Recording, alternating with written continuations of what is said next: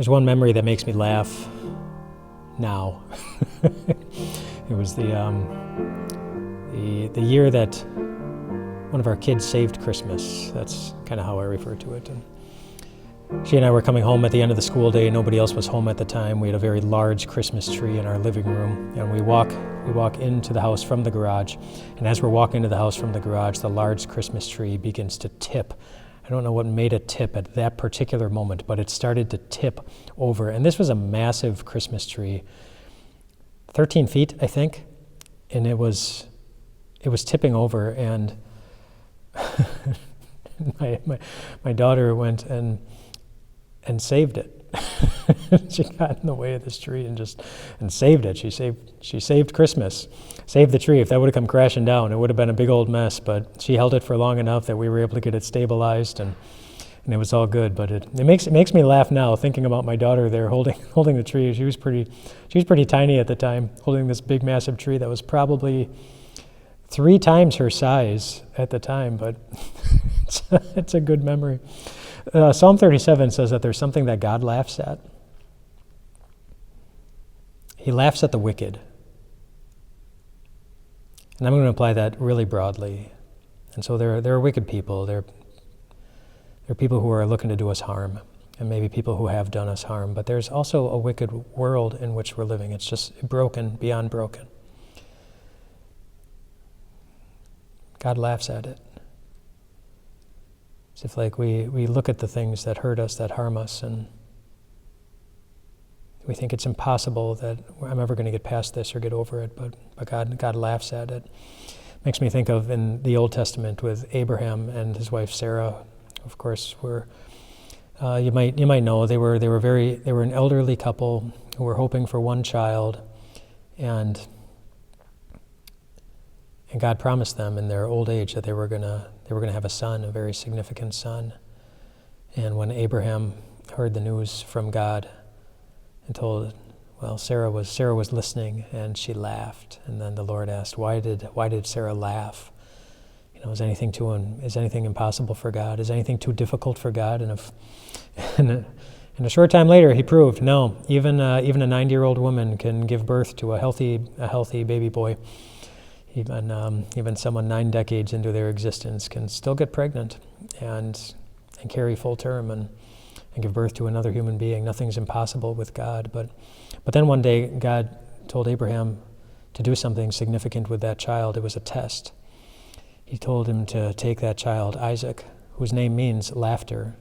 It was named after Sarah's moment of disbelief, but whose name means laughter. God said, take Isaac up to a mountain, build an altar, put him on top of it, and I want you to kill him, like the Old Testament priests would kill a lamb on the altar to offer it as a sacrifice. And the Bible doesn't tell us a lot about what was going through Abraham's mind, but it does tell us that he was obedient, that he took Isaac up to the mountain, put him on the altar, raised his knife in order to kill him, and then God told him to stop.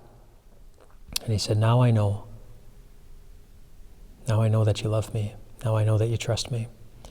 He didn't have to go through with it. The father who loves his son didn't have to go through with killing his son. But Isaac, he was a picture of another son who would be put on an altar, one shaped like a cross, many years later. And really by his father, according to his father's plan, with his father's full knowledge. But unlike what happened to Isaac, Jesus was killed. Our Father in heaven went through with it. Jesus was the sacrifice that gave you the ability to look past the things that seem so impossible to overcome and see a victory. To look past the trouble that's been inflicted on you and see that one day it's no longer going to be a part of you. It's no longer going to touch you. To look past the hateful things that have been said about you, the hurt that's been done to you,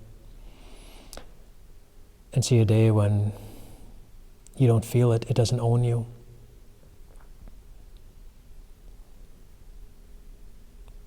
To look past your own mistakes,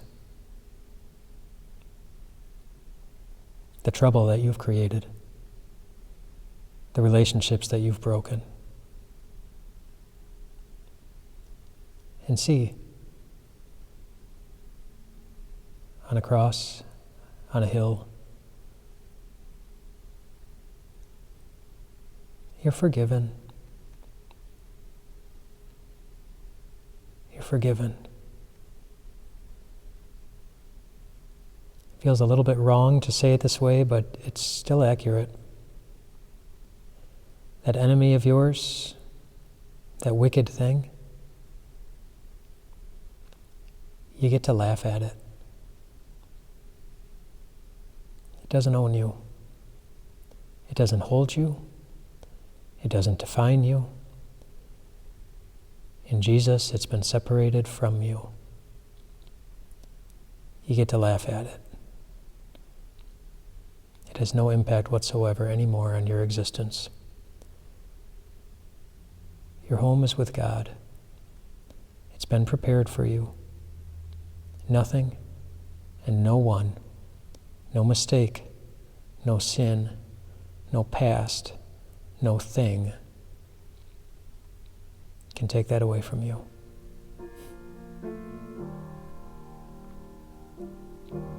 It's Christmas.